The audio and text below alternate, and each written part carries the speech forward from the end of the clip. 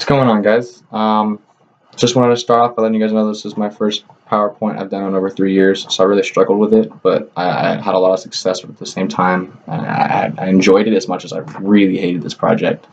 The two are actually correlated. This is my script and the PowerPoint itself. I have them intertwined with each other, so as I'm speaking and projecting, I can use my nonverbal communication to kind of portray my ideas and also like advocate for what they are as I'm talking about them. The problem with that is the PowerPoint actually took me about 2 days to complete, and I didn't actually get it done until last night around 4 or 5 in the morning. So whereas the script is pretty nice, it doesn't exactly line up perfectly. So I'm just going to give this the best shot I can, and I know I have a lot of room for improvement for the next videos.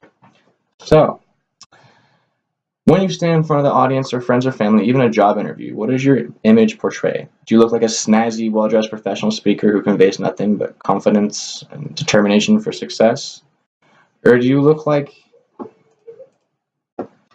a college kid cramming for a last-minute test with notes written all over him, agitation and stress evident through his eyes? Of all the ways communication is conveyed, one of the most common is nonverbal communication. In some instances, you might be completely clueless of what's going on, but you literally use nonverbal cues every day. I'll be focusing mainly on kinesics and automatic nonverbal processes and how to improve all these things.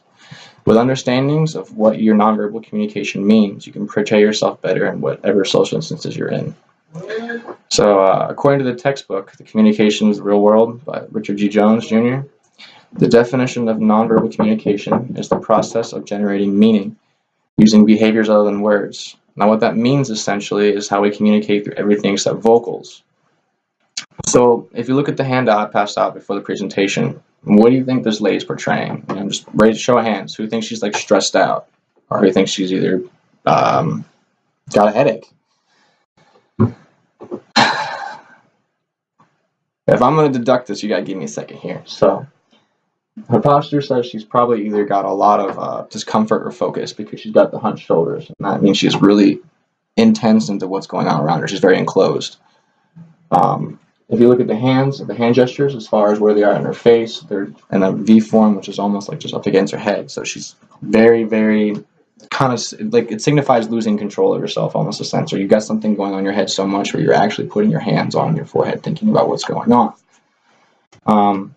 The mouth is in the neutral position, but it's also got a little bit of a slant to it. So, she's either trying to convey like she's okay, even though she's really not, or she could even be just having a really bad headache. She could be really stressed out too.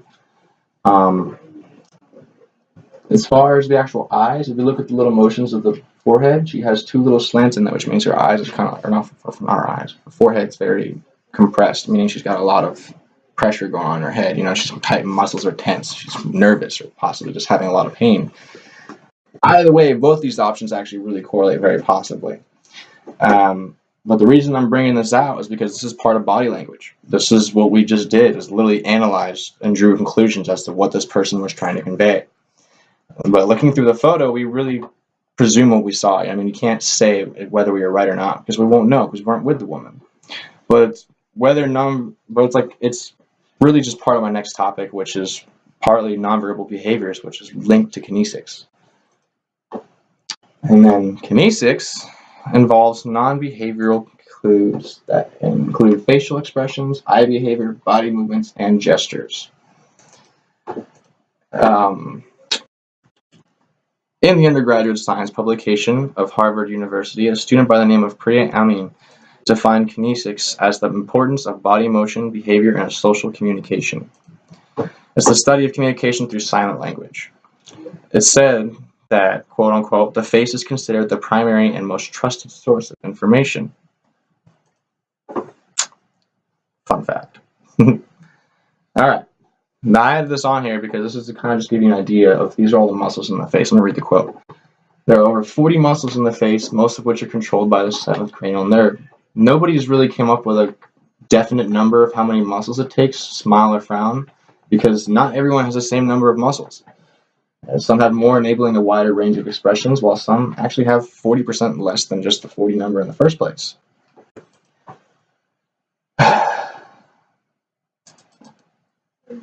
I use this joke, I already said that. imagine all the emotions formed and expressed through just your face.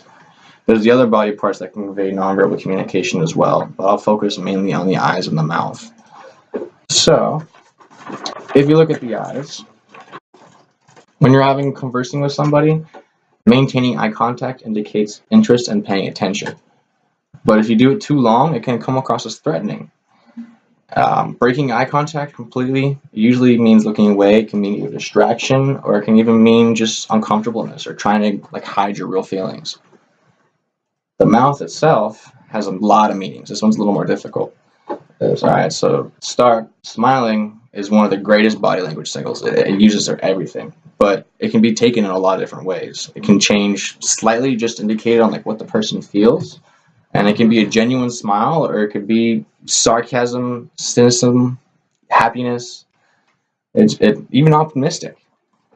On the other hand, a frown can really just display sadness, disapproval, frustration, anger, etc. Really just dark emotions in the first place.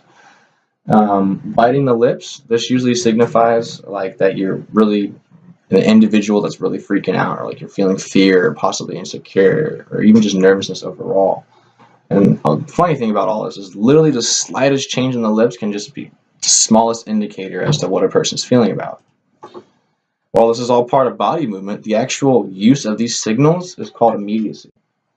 Immediacy is defined as communication behaviors, some visual, some other vocal, that enhance closeness and nonverbal interaction with each other. Some examples are pretty much gestures while talking, making eye contact, moving away in front of a desk, just going back and forth, getting closer to the person.